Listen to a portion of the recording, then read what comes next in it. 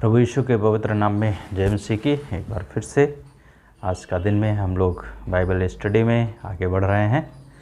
और आज का दिन में हम लोग देख रहे थे कि अंत का समय में उसमें पहला पार्ट हमने देखा था। आज हम लोग देखेंगे अंत का समय में दूसरा पार्ट, मेघारोहण पर विश्वासियों का उठाया जाना। उसके लिए आज का दिन में हम पढ़ेंगे आपके लिए पहला थिस्सलुनीकियों की किताब, उसका 4 अध्याय और उसका 13 से 17 पद। पहला थिस्सलुनीकियों की किताब, उसका 4 अध्याय और उसका 13 से 17 पद इस प्रकार से लिखा है। परंतु हे भाइयों, हम नहीं चाहते कि तुम उनके विषय में अनभिज्ञ रहो जो सो गए हैं, और अन्य लोगों के समान शोकित हो जो आशा रहित हैं। हम विश्वास करते हैं कि यीशु मरा और जी भी उठा, इसलिए परमेश्वर उन्हें भी जो यीशु में सो गए हैं उसके साथ ले आएगा।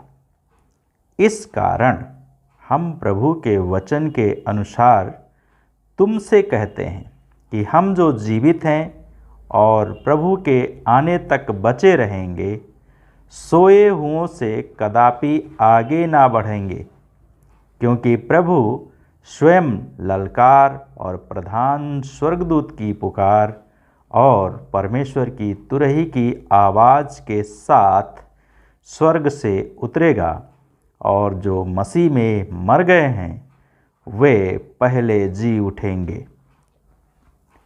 तब हम जो जीवित हैं और बचे रहेंगे उनके साथ हवा में प्रभु से मिलने के लिए बादलों पर उठा लिए जाएंगे। इस प्रकार हम सदैव प्रभु के साथ रहेंगे। इसलिए इन बातों से एक दूसरे को शांति दिया करो। आइए हम प्रार्थना करें। हमारे पिता, हम आपका धन्यवाद करते हैं क्योंकि आप हमारा प्रभु और परमेश्वर है। आप सामर्थी है, सामर्थ्य के साथ काम करने वाला प्रभु है। हम आपके वचन के लिए आपका धन्यवाद करते हैं। इस अध्ययन पर हम आपका आशीष मांगते हैं, प्रार्थना करते हैं। हमें सुनने वाला कान, ग्रहण करने वाला आत्मा दीजिए। हमें भी सिखाने के लिए और सीखने के लिए हमें भी आशीषित कीजिए। अपने आत्मा का अभिषेक दे। प्रार्थना यीशु के नाम से मांगते हैं, आमीन आमीन। हालेलुया। सो प्रभु का धन्यवाद हो आज का दिन के लिए एक बार फिर से जो परमेश्वर ने हमें दिया है। हम परमेश्वर के नाम की स्तुति करते हैं और आनंदित हैं कि प्रभु ने ये हमें समय दिया है। उठाया जाने के लिए रैप्चर शब्द लतीनी भाषा के रेप्टू से निकला है, जिसका अर्थ है उठा लेना या उसके साथ में उठा लिया जाना। यह लतीनी शब्द यूनानी शब्द हारपाजो के समान है, जिसका अनुवाद थिस्सलुनीकियों में उठा लिया जाना किया गया है, जैसा हमने अभी आपको पढ़ के सुनाया पहला थिस्सलुनीकियों 4 का 17 में। और जो घटना यहाँ पर है वह पहला कुरिन्थियों 15 अध्याय से स्पष्ट होता है। कलीसिया हवा में उठा लिए जाने के बारे में है, और इसमें कलीसिया के विश्वास योग्य लोग ही शामिल होंगे। और इसलिए हमें परमेश्वर के साथ में चलना है। क्या हम विश्वास योग्य है? क्या हम परमेश्वर के नज़दीक में चल रहा है या परमेश्वर से हम दूर है? जो विश्वास योग्य होगा उसी को परमेश्वर उठा लेगा। तो आज हम लोग मेघारोहण के बारे में देखेंगे कि मेघारोहण पर विश्वासियों को उठा लिया जाएगा जो विश्वास योग्य होंगे। तो सारे लोगों को नहीं उठाया जाएगा, लेकिन जो विश्वास योग्य है, जो प्रभु के साथ में चल रहा है, जो प्रभु का डर और भय में चल रहा है, वो प्रभु में उठा लिए जाएंगे। तो आज का दिन में हम पहला पॉइंट देखेंगे। मेघारोहण से पूर्व विश्वासियों को 2 काम करना है। क्या काम करना है?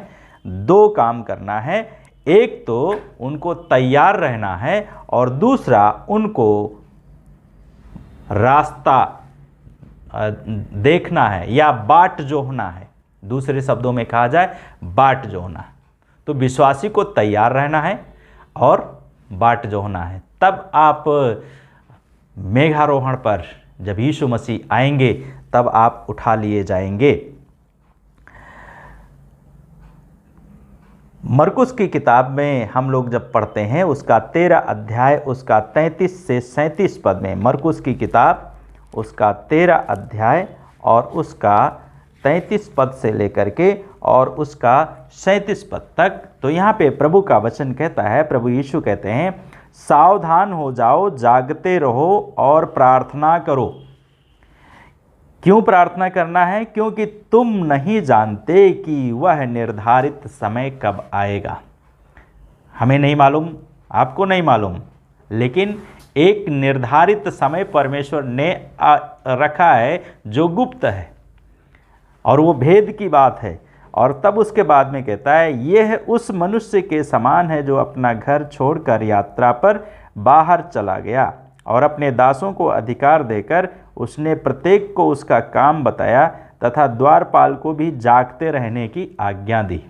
हमें भी और आपको भी जागते रहना है। प्रभु यीशु मसीह आए, उन्होंने अपना काम किया और अब उन्होंने हमें ये काम दे दिया है कि हम जागते रहें और प्रभु की बाट जोहते रहें। और तब उसके बाद में लिखा है, इसलिए जागते रहो क्योंकि तुम नहीं जानते कि घर का स्वामी कब आएगा, शाम के समय आएगा, मध्य रात्रि के समय में आएगा या मुर्ग के बाग देने के समय या सुबह के समय में आएगा या प्रातः काल में आएगा। कहीं ऐसा ना हो कि वह अचानक आकर तुम्हें सोता हुआ पाए। और जो मैं तुमसे कहता हूँ वही सबसे कहता हूँ कि जागते रहो।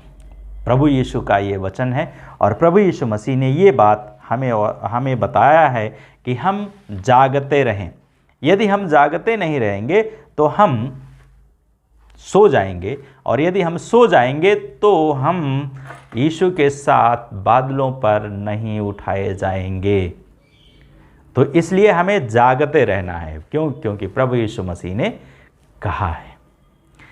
मत्ती की किताब में ही हम लोग 25 अध्याय में पढ़ते हैं और उसका 1 से 13 पद में, उसमें 10 कुंवारियों का दृष्टांत है। प्रभु यीशु मसीह ने एक कहानी सुनाया और वो ये कहानी इस प्रकार से कि 10 कुंवारी लोग थी, उनमें से 5 लोग बुद्धिमान थी और 5 लोग जो थी नादान थी, अर्थात वो तैयार नहीं रहती थी।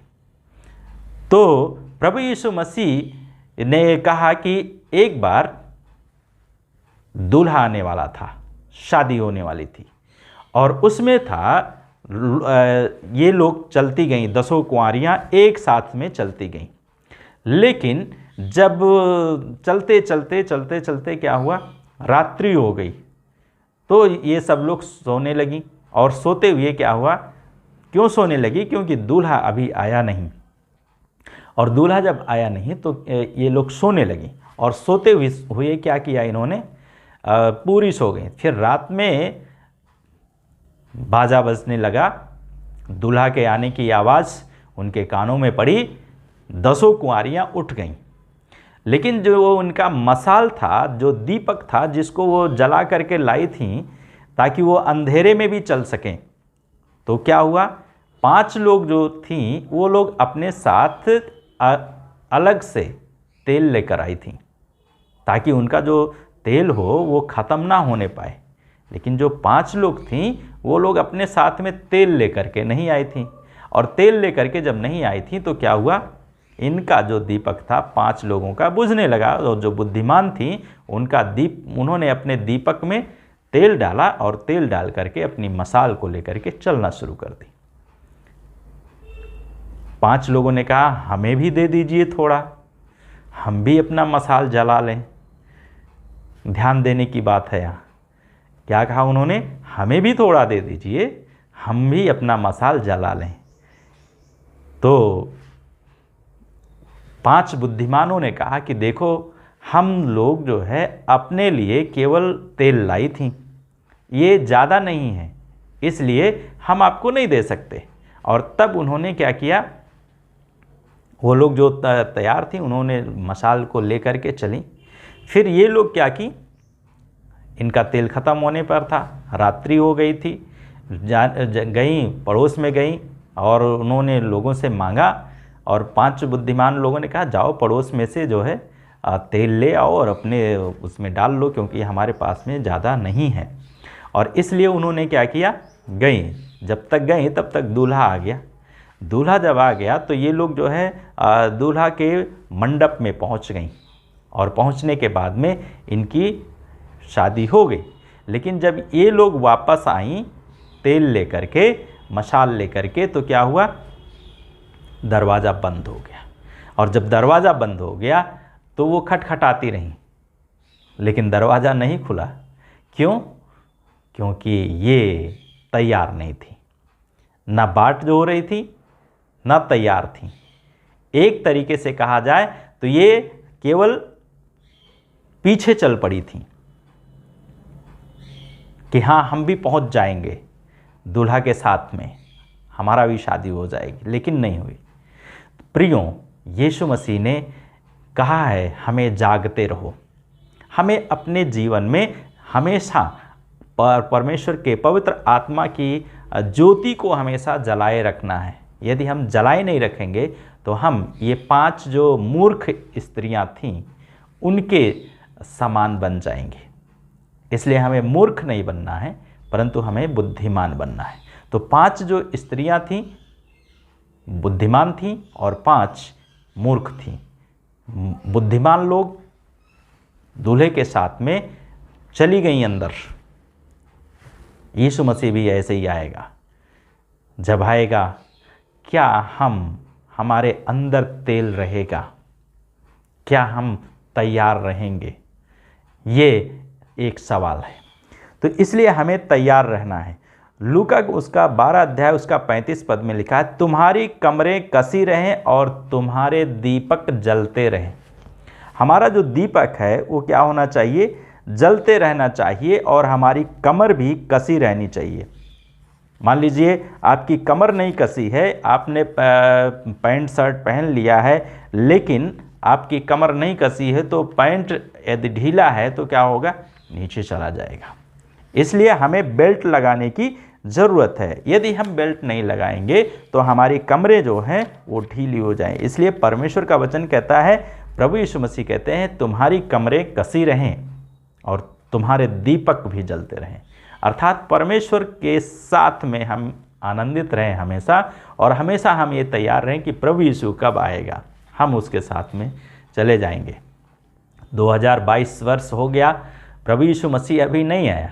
उसने कहा मैं जा रहा हूँ तुम्हारे लिए जगह तैयार करने के लिए, फिर आऊँगा तुम्हें लेने के लिए, लेकिन अभी तक यीशु मसीह आया नहीं। तो कई बार हम लोग क्या करते हैं? बेचैन हो जाते हैं। हमें बेचैन होने की ज़रूरत नहीं है, हमें जागते रहना है और बाट को जोना है। क्यों? क्योंकि अभी हमारे पीछे बहुत लोग आने वाले हैं। इसलिए प्रभु यीशु मसीह अभी नहीं आया है। इसलिए लूका का सुसमाचार उसका 21 अध्याय और उसका 34 पद से लेकर के और उसका 36 पद तक प्रभु यीशु मसीह ने यहाँ पे कहा, सावधान रहो, कहीं ऐसा ना हो कि तुम्हारे हृदय दुराचार, पियक्कड़पन और जीवन की चिंताओं के भार से दब जाएं और वह दिन एकाएक तुम पर फंदे की भांति आ जाए। क्या कहा प्रभु यीशु मसीह? तुम्हारे हृदय दुराचार। आज कई एक लोग, यीशु मसीह अभी नहीं आया इसलिए क्या हो गए हैं? मसीही लोग भी दुराचारी बन गए, पियक्कड़ बन गए हैं। प्रभु यीशु मसीह ने कहा, मैं नहीं कह रहा, परंतु यहाँ पे यीशु मसीह कह रहे हैं।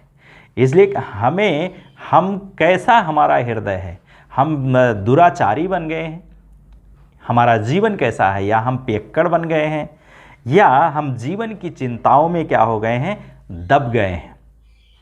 प्रभु यीशु मसीह ने कहा, अपनी सारी चिंता मुझ पर डाल दो क्योंकि मुझे तुम्हारा ध्यान है। कई बार हम चिंता कर लेते हैं काफ़ी, और चिंता करके हम क्या हो जाते हैं?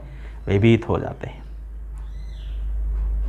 एक गीत है, वही गाना है, फिल्मी गीत है, मुझे पीने का शौक नहीं, पीता हूँ गम भुलाने के लिए। कई एक लोग इस प्रकार का जीवन व्यतीत करते हैं, गम को भुलाने के लिए पीते हैं। क्या गम उनका ख़त्म हो जाता है? चिंता उनका ख़त्म हो जाता है? कभी नहीं ख़त्म होता है। उनका जब नशा उतरता है तो फिर वैसे, तो फिर क्यों पीना है?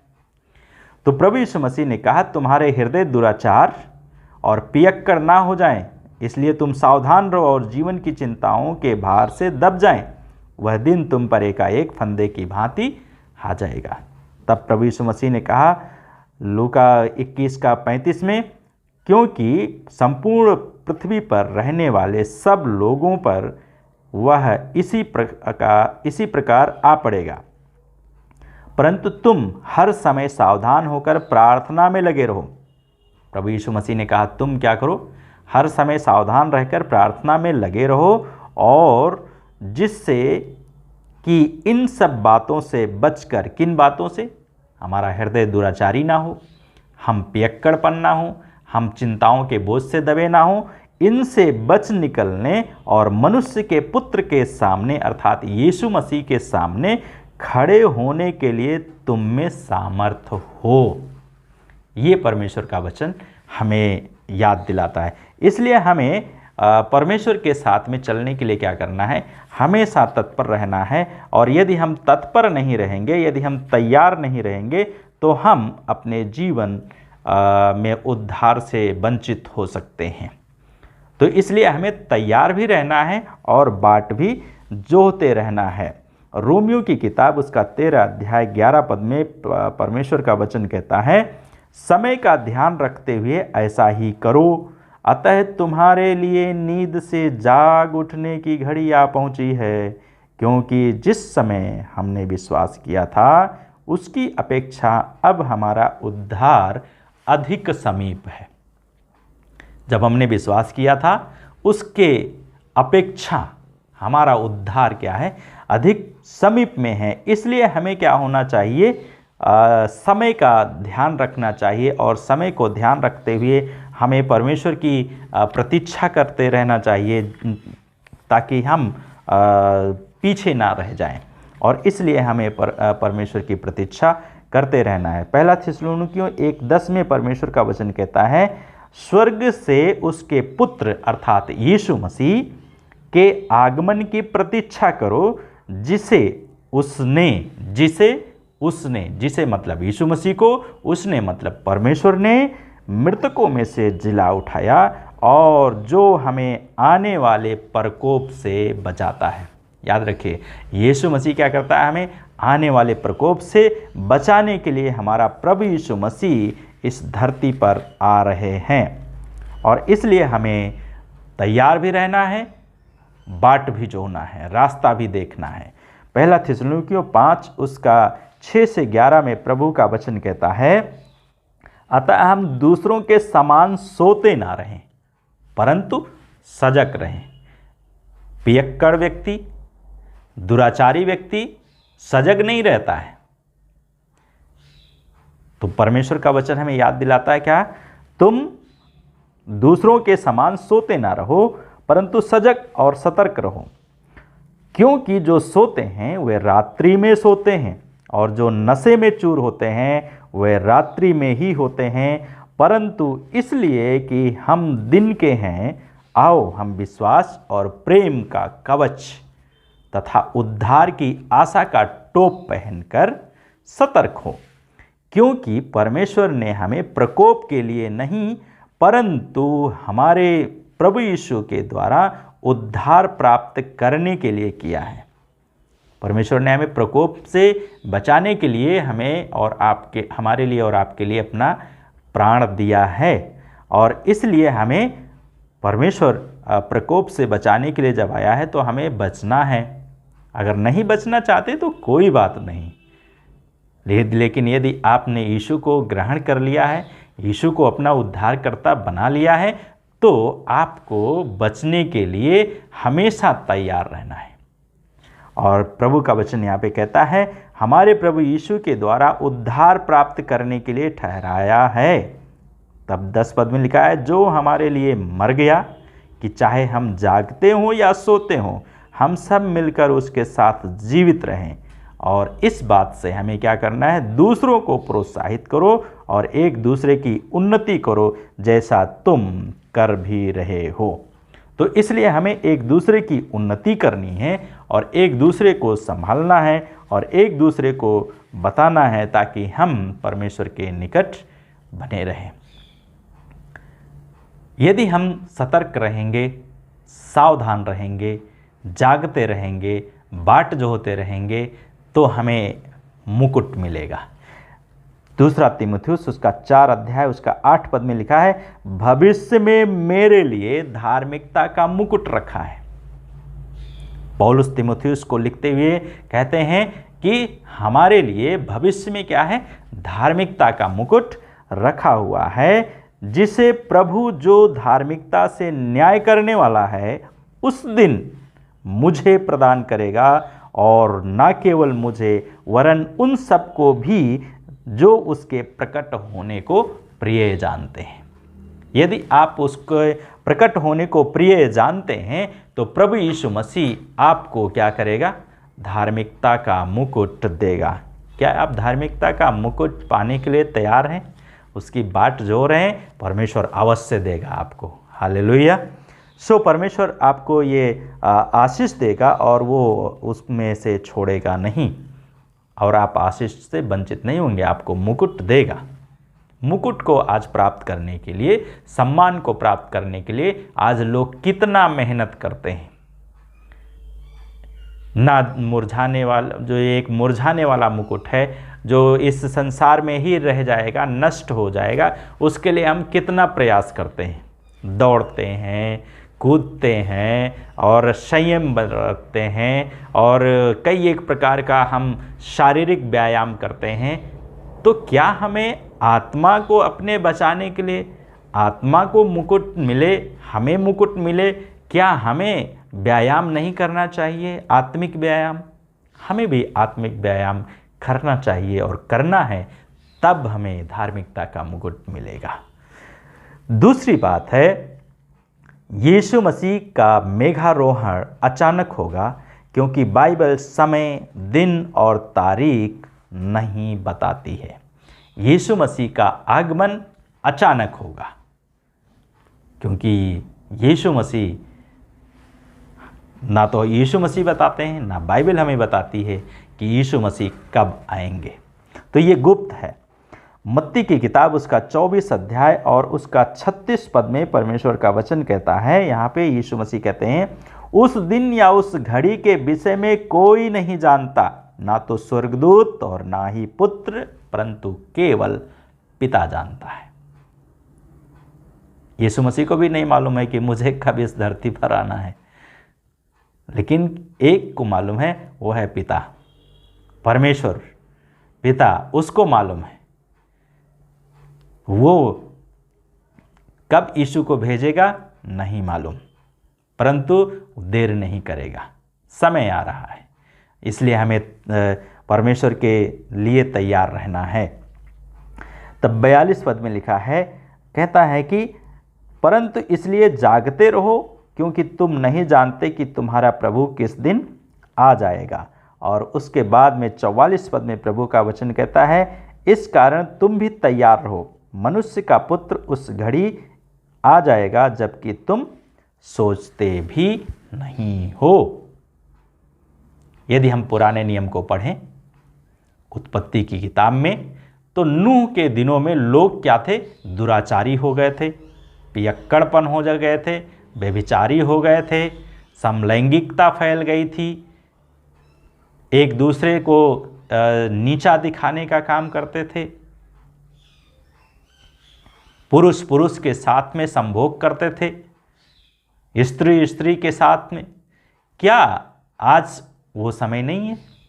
हमारा देश का कानून भी इस प्रकार की करने के लिए हमें आज़ादी दे दिया है। वो नूह का दिन में यही हो रहा था। नूह प्रचार करते थे, परमेश्वर इस पृथ्वी को जल प्रलय के द्वारा नष्ट करने पर है, लेकिन लोग उसका मजाक करते थे, उसका हंसी करते थे, कहते थे ये बुढ़ा हो गया, सठिया गया है, ये इसका दिमाग ठीक नहीं है। दिमाग तो उनका नहीं ठीक था जो लोग सुन रहे थे।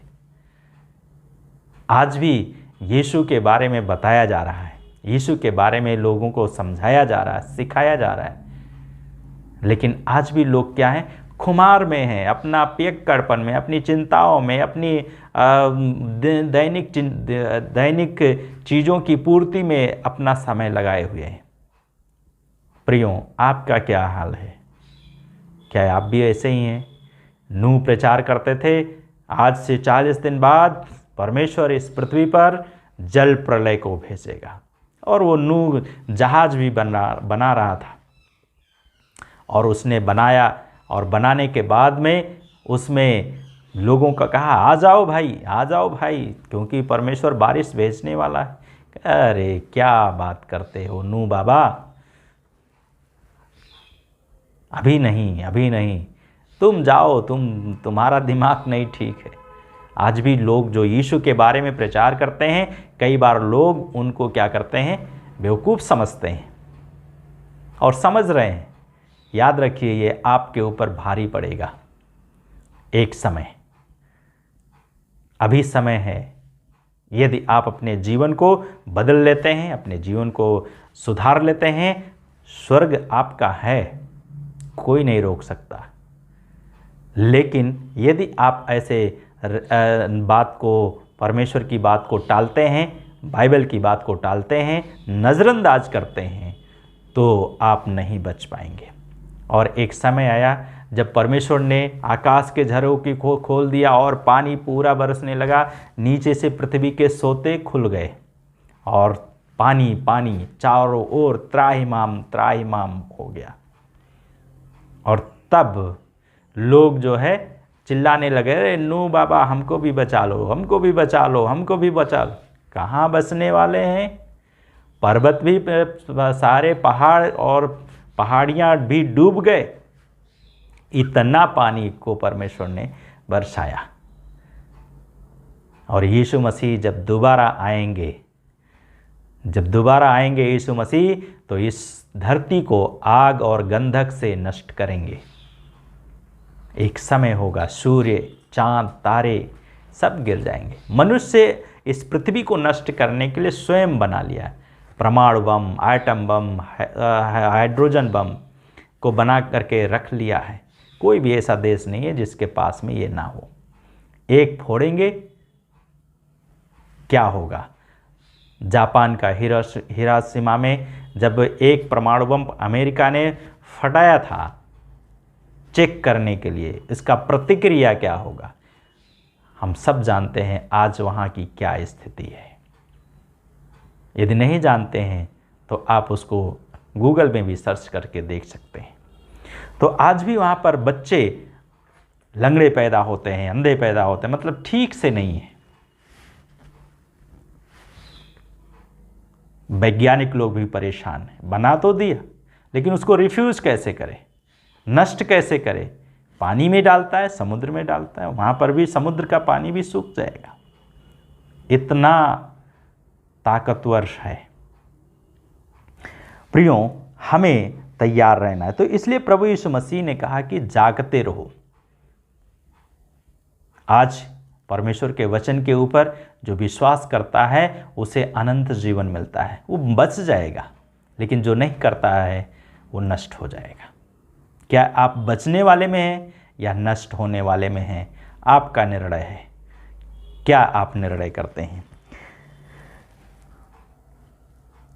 मरकुस की किताब उसका 13 अध्याय और उसका 35, 36 और 37 पद में भी यही चीज़ लिखा हुआ है कि सावधान रहो और सतर्क रहो, क्योंकि प्रभु यीशु मसीह कब आएगा, मनुष्य का पुत्र कब आएगा। शाम के समय आएगा, रात में आएगा, मुर्गों के बाग देने के समय आएगा, या प्रातः काल आएगा, दोपहर में आएगा, कब आएगा नहीं मालूम। इसलिए हमें जागते रहने की ज़रूरत है। तीसरी बात है, यीशु मसीह मेघारोहण के समय पृथ्वी पर रहने वाले विश्वासियों को ले जाने के लिए आ रहा है। यीशु मसीह मेघारोहण के समय पृथ्वी पर रहने वाले विश्वासियों को ले जाने के लिए आ रहा है। इसलिए हमें और आपको तैयार रहना है। यदि आप तैयार नहीं हैं तो शायद आप नहीं जा सकते। यूहन्ना का सुसमाचार 14 अध्याय उसका 3 पद में प्रभु यीशु मसीह ने कहा, यदि मैं जाकर तुम्हारे लिए जगह तैयार करूं तो फिर आकर तुम्हें अपने यहाँ ले जाऊंगा कि जहाँ मैं हूँ वहाँ तुम भी रहो। जहाँ पर प्रभु यीशु मसीह है वहाँ पर हमें और आपको ले जाने के लिए यीशु मसीह आ रहे हैं। और इस धरती पर आने का यही उद्देश्य है कि हमें और आपको प्रभु यीशु मसीह अपने साथ में ले जाएं और अपने साथ में रखें।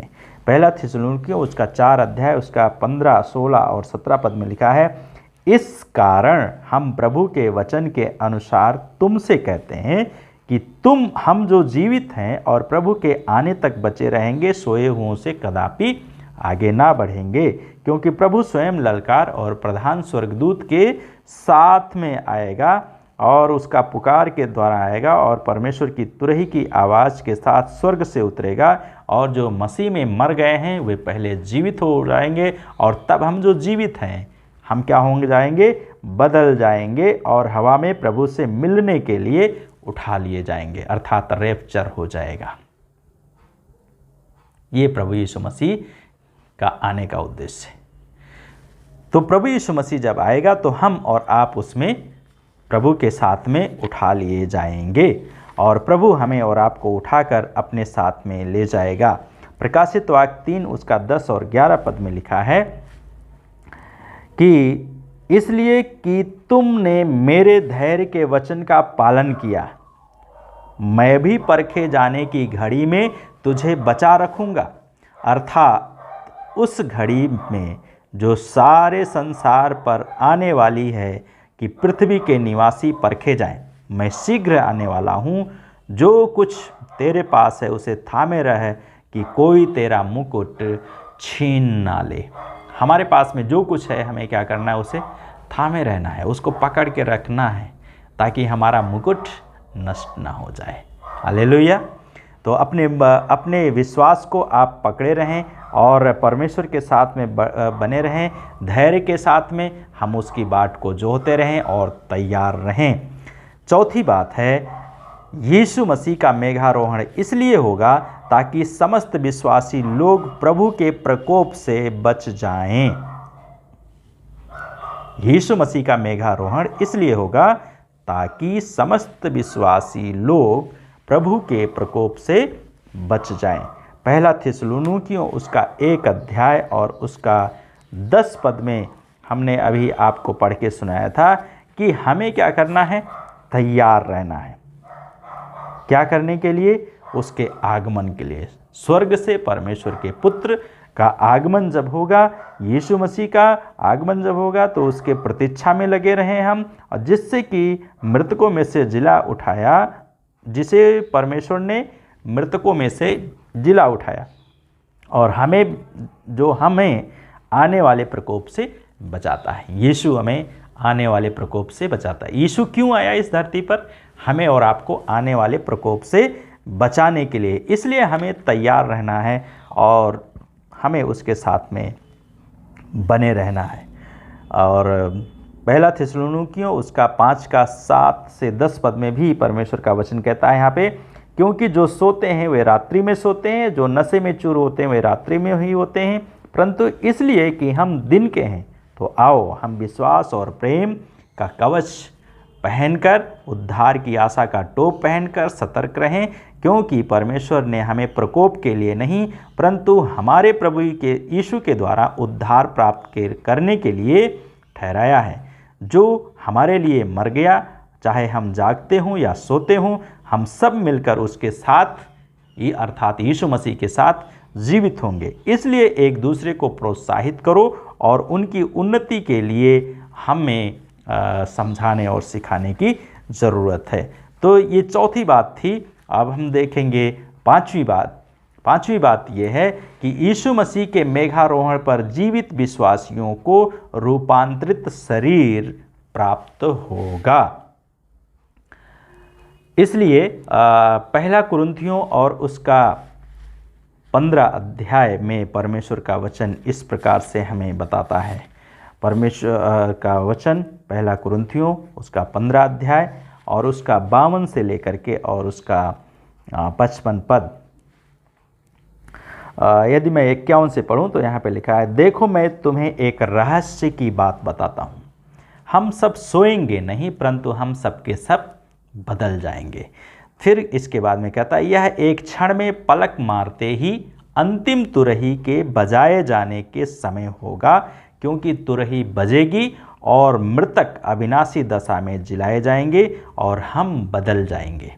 और तब इसके बाद में, क्योंकि नाशवान का अविनाशी को और मरणशील का अमरता को पहनना अवश्य है, परंतु जब यह नाशवान अविनाश को पहन लेगा और यह मरणशील अमरता को पहन लेगा तो ये लिखा हुआ वचन पूरा हो जाएगा, मृत्यु ने विजय को निगल लिया। हालेलुया। यीशु मसीह मारा गया, गाड़ा गया और तीसरे दिन जीवित हो गया। हम और आप भी जब यीशु मसीह आएंगे एक नया शरीर हमें मिलेगा।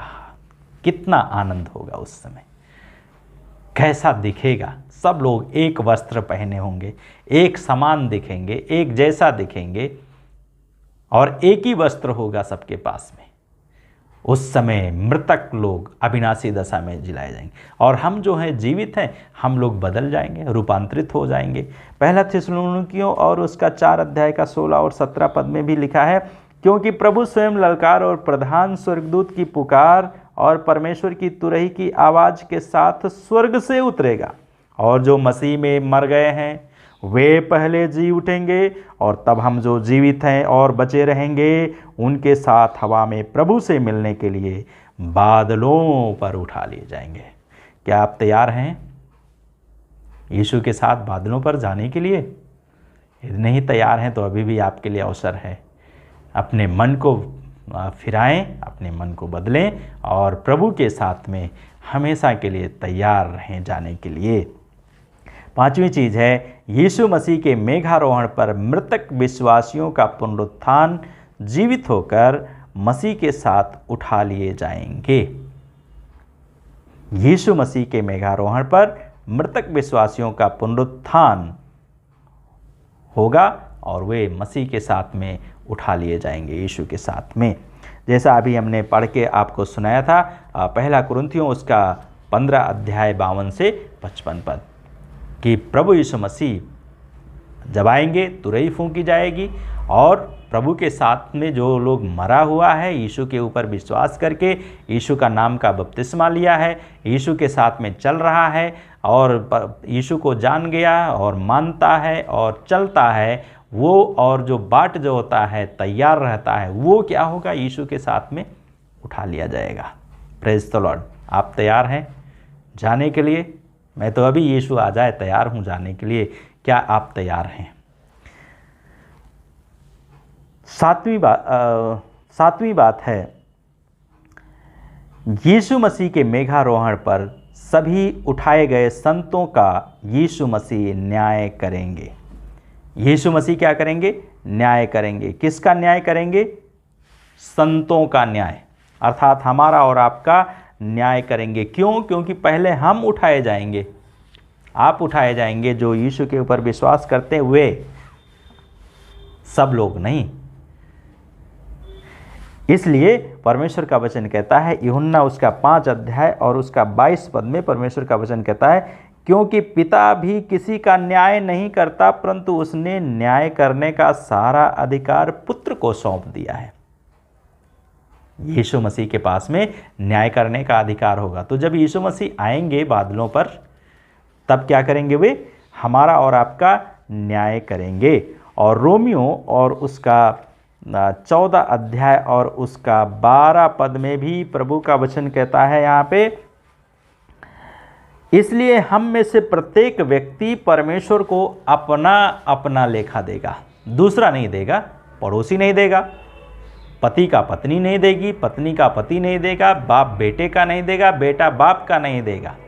इसलिए कोई भी किसी का लेखा नहीं देगा, अपना लेखा हमें स्वयं देना पड़ेगा।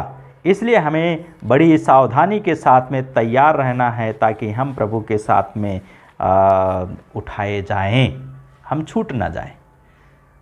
मीडिया में भी एक हलचल हो जाएगा, सारे मीडिया चैनल में एक ही संदेश चलेगा उस दिन, अरे ये फलाना व्यक्ति कहाँ चला गया, गायब हो गया। ओ टीवी चैनल पर भी बैठा हुआ व्यक्ति जो यीशु के ऊपर विश्वास करता है और चलता है, मानता है, वो भी वहाँ से गायब हो जाए। अरे कहाँ चले गए, अभी यहीं तो थे, अटेंडेंस देखा, आए थे कि नहीं, हाँ अटेंडेंस लगा हुआ, कहाँ गए, अभी तो यहीं थे, कैमरा भी दिखा रहा है, अभी तो यहीं थे, कहाँ गायब हो गए। ओ कैमरा को खोला तो देखा कि ओ ये तो जा रहा है, कहाँ जा रहा है ये, हवा में नहीं मालूम। ओ यीशु मसीह आ गया, एक हलचल मच जाएगी, एक धूम मच जाएगी यीशु के आगमन की, और हम उसमें शामिल हो जाएंगे। हालेलुया। तो इसलिए हमें तैयार रहना है। और जब प्रभु यीशु मसीह न्याय करेंगे तो कैसे करेंगे, उन सारी चीज़ों को हम लोग बाइबल में पढ़ते हैं। उसके लिए हम पहला कुरिन्थियों उसका 3 अध्याय और उसका 12 से 15 पद आपके लिए पढ़ता हूँ। यहाँ पे लिखा है, यदि कोई मनुष्य इस नींव पर सोना, चांदी, बहुमूल्य पत्थर, काठ या घास फूस से निर्माण करे तो प्रत्येक मनुष्य का कार्य प्रकट हो जाएगा। वह दिन उसे दिखाएगा, क्योंकि वह दिन अग्नि के साथ प्रकट किया जाएगा। कैसे? अग्नि के साथ, अग्नि परीक्षा होगी, और वह अग्नि ही प्रत्येक मनुष्य के कार्य को परखेगी। जो विश्वासी है उसका बात हो रहा है। तो जब हमारा इस प्रकार का हाल होगा तो जो यीशु के पीछे नहीं चलता है उनका क्या हाल होगा। तो आग परखेगी।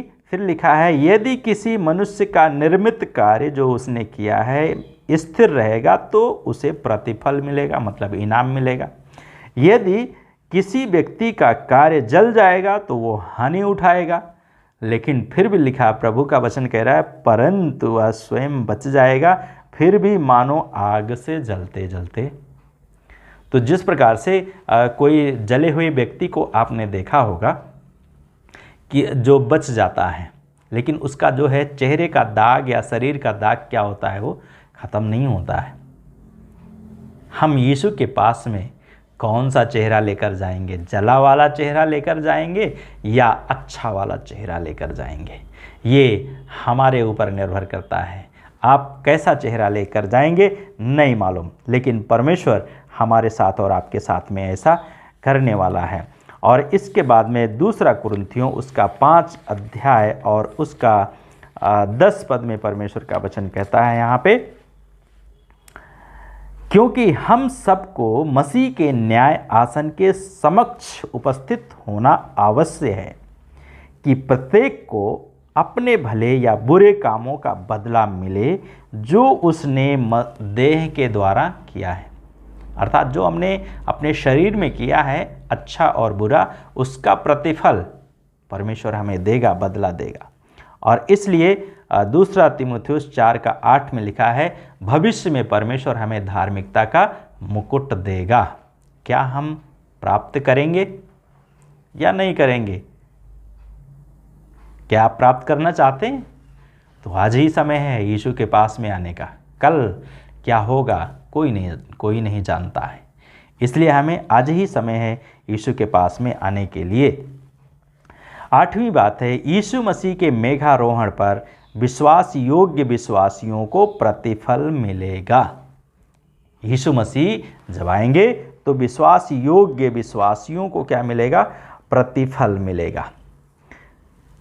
मत्ती की किताब में एक व्यक्ति है जो जमींदार है, और उसने मत्ती का सुसमाचार उसका 25 अध्याय में हमें ये बात मिलती है, उसका 14 से लेकर के उसका 23 पद में, कि परमेश्वर एक यीशु मसीह तोड़ों का दृष्टांत समझाते हैं। एक मालिक था जो यात्रा पर जाने वाला था, और वो यात्रा पे जा रहा था। तो उसने क्या किया कि उसका जो संपत्ति थी उसको उसने बांट दिया। तो एक को 5 तोड़ा दिया, एक को 2 दिया, और एक को 1 दिया। 3 लोगों में बांटा, एक को 5, दूसरे को 2 दिया और तीसरे को 1 दिया। तो ये प्रभु यीशु मसीह एक दृष्टांत के रूप में समझा रहे थे और वो इसके बाद में मालिक चला गया। कुछ दिनों के बाद में वो फिर वापस आता है और हिसाब लेता है।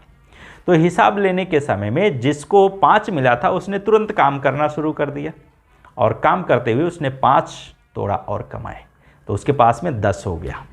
जिसके पास में 2 था उसने भी काम किया और उसने भी जब काम किया तो उसको भी 2 और मिला, तो उसके पास में 4 हो गया।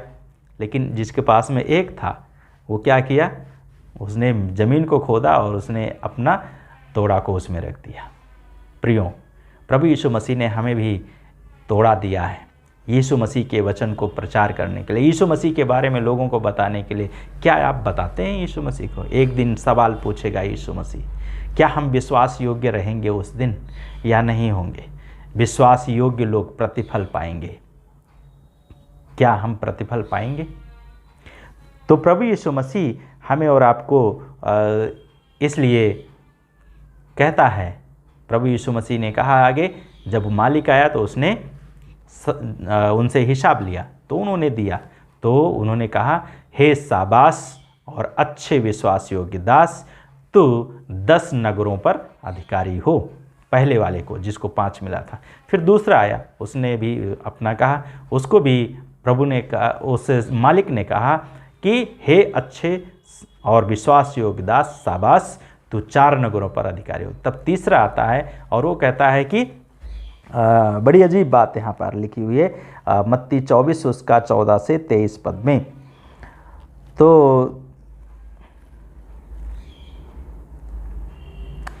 मत्ती 25 उसका 14 से 23 पद, मत्ती की किताब 25 अध्याय उसका 14 से 23 पद में। तो यहाँ पे जब वो तीसरा व्यक्ति आता है और वो कहता है, तब वह भी जिसे 1 तोड़ा मिला था आकर कहने लगा, हे स्वामी, मैं जानता था कि तू कठोर मनुष्य है और जहाँ नहीं बोता वहाँ काटता है और जहाँ नहीं बिखेरता वहाँ से बटोरता है। अतः मैं डर गया और क्या किया मैंने, तेरे तोड़े को लेकर के हमने उसको भूमि में छिपा दिया है। देख, जो तेरा है उसे ले ले। तब उसका स्वामी क्या हो गया, उसको शाबाशी नहीं दिया, उसको क्या कहा, उसने कहा कि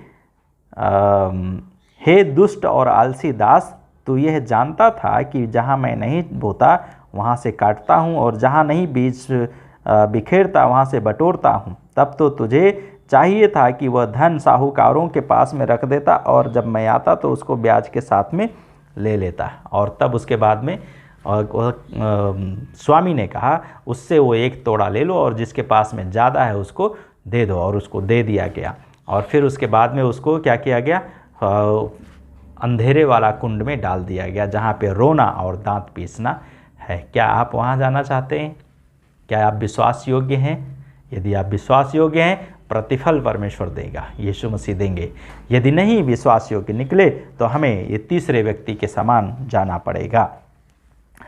गलातियों की किताब उसका 6 अध्याय और उसका 8 से 10 पद में परमेश्वर का वचन यहाँ पे हमें बताता है। गलातियों की किताब उसका 6 अध्याय और उसका 8 से 10 पद में परमेश्वर का वचन कहता है, क्योंकि जो शरीर के लिए बोता है वह शरीर के द्वारा विनाश की कटनी काटेगा, परंतु वह जो पवित्र आत्मा के लिए बोता है वह पवित्र आत्मा के द्वारा अनंत जीवन की कटनी को काटेगा। हम भलाई करने में निरुत्साहित ना हों, क्योंकि यदि हम शिथिल ना पड़े तो उचित समय पर कटनी काटेंगे। इसलिए जहाँ तक अवसर मिले सबके साथ भलाई करें, विशेषकर विश्वासी भाइयों के साथ। तो हमें विश्वासी भाइयों के साथ में क्या करना है, भलाई का काम करना है। और जब हम ऐसा करेंगे तो परमेश्वर हमारे साथ होकर हमारी सहायता करेगा, हम विश्वास योग्य निकलेंगे और परमेश्वर हमें अपनी आशीष देंगे। 1 कुरिन्थियों 9 उसका 25 और 26 पद में परमेश्वर का वचन यहाँ पे कहता है, खेल प्रतियोगिता में भाग लेने वाला प्रत्येक खिलाड़ी सभी प्रकार का संयम रखता है। वह तो नष्ट होने वाले मुकुट की प्राप्ति के लिए ये सब कुछ करता है, परंतु हम नष्ट होने वाले मुकुट के लिए नहीं करते। इसलिए मैं लक्ष्यहीन सा नहीं दौड़ता, ना मैं हवाई मुक्केबाजी करता हूँ। तो इसलिए हमें हवा में बात नहीं करना है, परंतु जो हम परमेश्वर है उसके अनुसार, उसके वचन के अनुसार हमें जीवन को व्यतीत करना है। जिस प्रकार से खिलाड़ी क्या करता है, इनाम पाने के लिए तत्पर रहता है, उसी प्रकार से हमें भी तत्पर रहना है। और इसके बाद में इफिसियों की किताब उसका 6 अध्याय और उसका 8 पद में परमेश्वर का वचन हमें याद दिलाता है। 6 अध्याय उसका 8 पद, यहाँ पे लिखा है कि यह जानते हुए कि चाहे दास हो या स्वतंत्र हो, जो जैसा अच्छा कार्य करेगा वह प्रभु से वैसा ही प्रतिफल पाएगा। तो हमें प्रतिफल प्राप्त करने वाला, इनाम प्राप्त करने वाला विश्वासी बनना है, विश्वास योग्य, तब हमारा जीवन में परमेश्वर का महिमा होगा। और परमेश्वर हमें क्या करेगा, पहला पत्रस उसका 5:4 में प्रभु का वचन कहता है, जब प्रधान रखवाला प्रकट होगा तो वह अजर महिमा का मुकुट पाओगे। जब प्रभु यीशु मसीह अर्थात प्रधान रखवाला प्रकट होगा, आएगा, तब परमेश्वर का पुत्र यीशु मसीह हमें क्या करेगा, अजर महिमा का मुकुट देगा, जो मुरझाने, जो कभी भी ख़त्म नहीं होने वाला है। इस संसार में रहते हुए लोग क्या करते हैं, ख़त्म होने वाले मुकुट की बातचीत करते हैं और उस पर ध्यान करते हैं। प्रकाशित वाक्य की किताब को जब हम लोग पढ़ते हैं तो वहाँ बड़ी अच्छी अच्छी चीज़ें लिखी हैं। 2 अध्याय और उसका 7 पद में परमेश्वर का वचन कहता है, जिसके कान हो वो सुन ले कि आत्मा कलीसिया से क्या कहता है, जो जय पाए उसे मैं जीवन के वृक्ष में से जो परमेश्वर के स्वर्ग में है खाने को दूंगा। जीवन के वृक्ष में से ये प्रतिफल हमें मिलेगा, किसको, जो विश्वास योग्य विश्वासी होगा उसको। और प्रकाशित वाक्य 2:11 में प्रभु का वचन कहता है, जिसके कान हो वो सुन ले कि आत्मा कलीसियाओं से क्या कहता है, जो जय पाए उसे मैं गुप्त मन्ना में से दूंगा और उसे एक श्वेत पत्थर भी दूंगा, जिस पर एक नाम लिखा हुआ होगा, जिसे प्राप्त करने वाले के अतिरिक्त अन्य कोई नहीं जानेगा। ये प्रतिफल हमें मिलेगा। और उसके साथ साथ में केवल इतना ही नहीं है, 11 पद में लिखा है, 2 अध्याय का 11 पद में कहता है कि जिसके कान हो वो सुन ले कि आत्मा कलीसियाओं से क्या कहता है, जो जय पाए उसे दूसरी मृत्यु से कोई हानि ना होगी। अर्थात मरेगा नहीं, दूसरी मृत्यु से कोई हानि नहीं होगी। और इसके बाद में फिर 2 अध्याय का 17 पद में परमेश्वर का वचन कहता है कि मैं उसे क्या करूंगा, जो जय पाएगा मैं उसे गुप्त मान और श्वेत पत्थर दूंगा और उस पर एक नया नाम लिखा हुआ होगा, जिसको पाने वाले के अलावा दूसरा नहीं जानेगा। ऐसा नाम होगा। आजकल तो लोग कोर्ट में भी है तो लोग नाम पता कर लेते हैं आपका नाम को, लेकिन उस समय ऐसा नहीं होगा। जिसको मिलेगा केवल वही जानेगा। हालेलुया। फिर इसके बाद में लिखा है 2 अध्याय का और उसका 26 और 27 पद में यहाँ पे लिखा है कि जो जय पाए और जो मेरे कार्यों को अंत तक करता रहे उसे मैं जाति जाति पर अधिकार दूंगा। वह उस पर लोहे के राजदंड से शासन करेगा।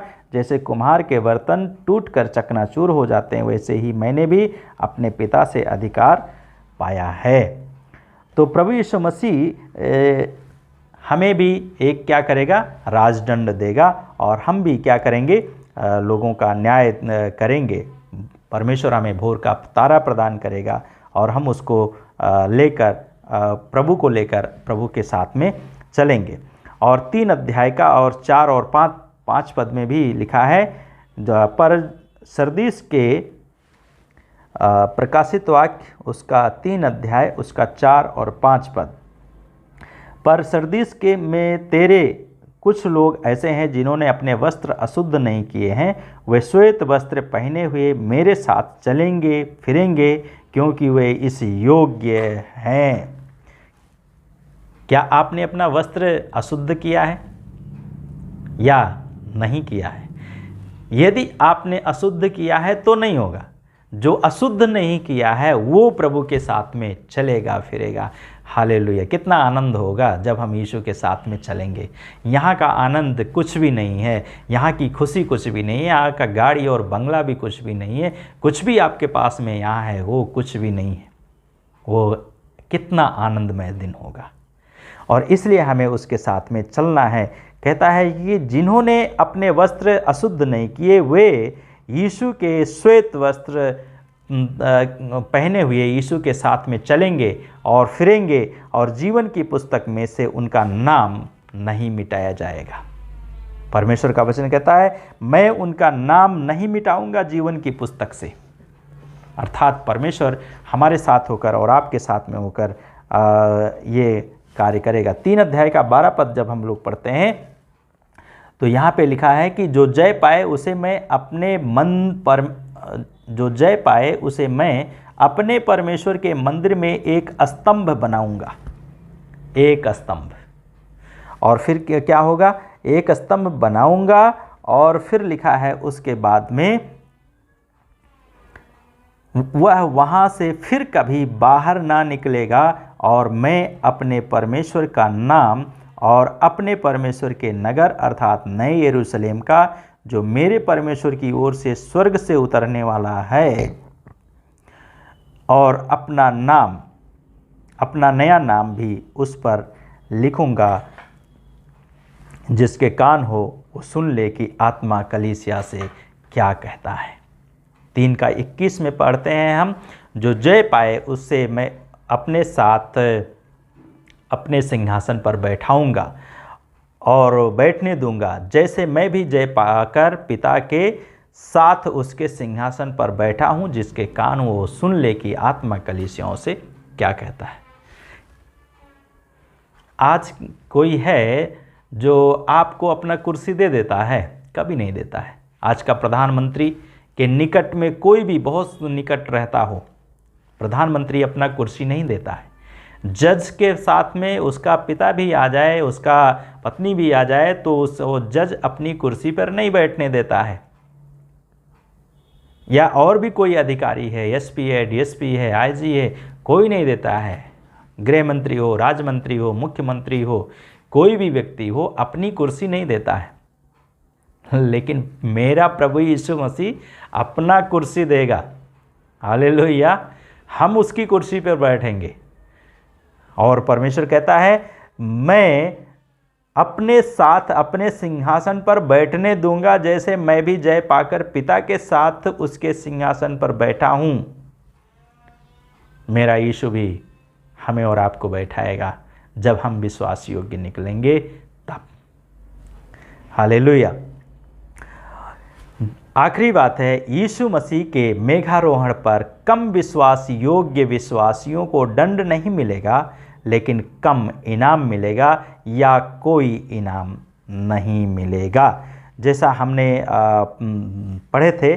और इसलिए सभोपदेशक की किताब उसका 12 अध्याय उसका 14 पद में लिखा है, क्योंकि परमेश्वर प्रत्येक काम का और प्रत्येक गुप्त बात का, चाहे अच्छी हो, भली हो या बुरी हो, न्याय करेगा।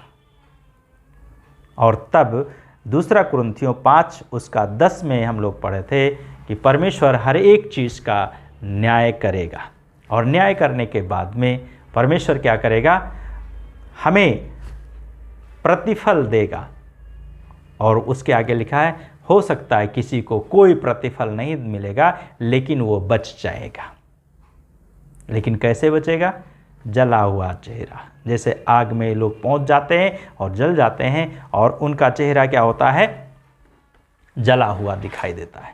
तो इस प्रकार से हम और आप परमेश्वर के द्वारा बचाए जाएंगे।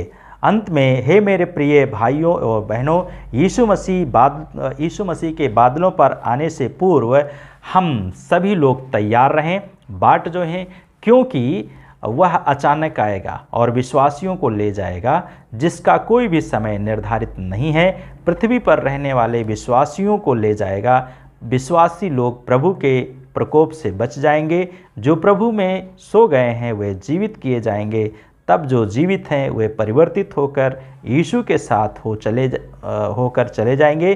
तत्पश्चात यीशु मसीह न्याय करेंगे संतों का, और तब विश्वास योग्य विश्वासियों को प्रतिफल इनाम मिलेगा, तथा अंत में जो कम विश्वास योग्य विश्वासी होंगे दंड नहीं मिलेगा, क्योंकि प्रभु यीशु मसीह ने उनके लिए भी अपना खून दे करके उनको मोल लिया है, और शायद उन्हें इनाम कम मिले या कुछ भी ना मिले। प्रियो, हम ऐसा करें जिससे कि इनाम मिले और हमारा मुंह लटक ना जाए, परंतु प्रफुल्लित रहें, सो एक दूसरे को प्रोत्साहित करते रहें, और प्रभु आप सबको आशीष दे।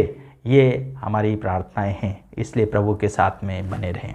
आइए प्रार्थना करें। प्रभु इस वचन के पढ़े और सुने जाने पर अपनी आशीष दे, अपने आत्मा का अभिषेक दीजिए, हर एक के जीवन में अपनी आशीष दीजिए।